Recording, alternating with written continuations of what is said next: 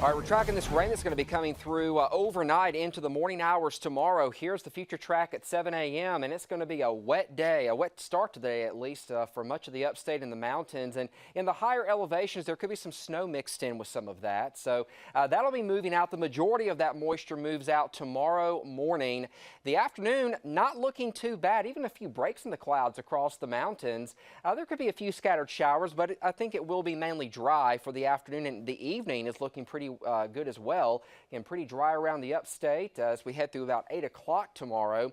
And then as we head into your Sunday, the skies break up and the sunshine returns. But by Sunday evening, you can tell those cold northwest winds start blowing. That Arctic air is moving in, and we'll have those northwest flow snow showers in the mountains with that Arctic air moving in. It is going to be a shock to the system Monday morning with temperatures in the mountains starting off in the single digits. We are going to be in the low teens here in the upstate, and it's that polar Arctic air mass coming straight from Siberia that's going to make its way down into the majority of the country and even all the way down to the Gulf Coast, where temperatures will be running 10 to 20 degrees below normal.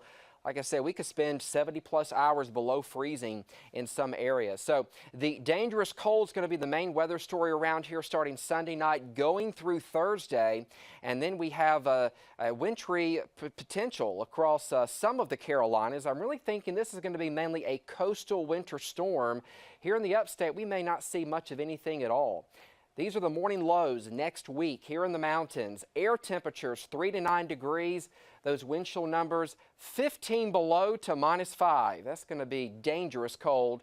Here in the upstate, 11 to 19 for your overnight lows, and those wind chills running 3 to 9 degrees. So be sure you take all precautions as we go into next week. And then here's a low pressure area that we think will form in the southwest Gulf of Mexico, track along the coast, and could throw some wintry precipitation into some parts of the Carolinas. Thinking from Columbia south to Charleston will be the main threat for that. Here in the upstate, there could be a few bursts of snow flurry south of I-85, but the air is going to be very dry over us, and I think it's going to be hard to get any type of winter precipitation with the air so dry. The majority of that moisture moves out, and it could be a pretty decent winter storm for the coastal Carolinas. All the way from Charleston to Wilmington could see some pretty decent winter weather, and then that moves out.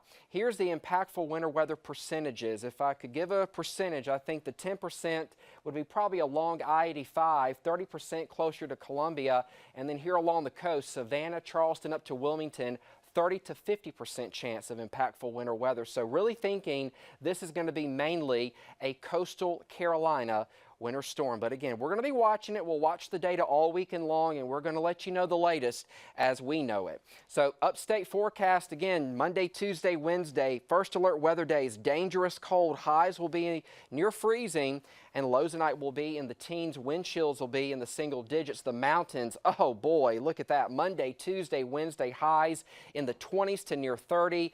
Lows in the single digits. Real feel numbers, wind chills well below 0.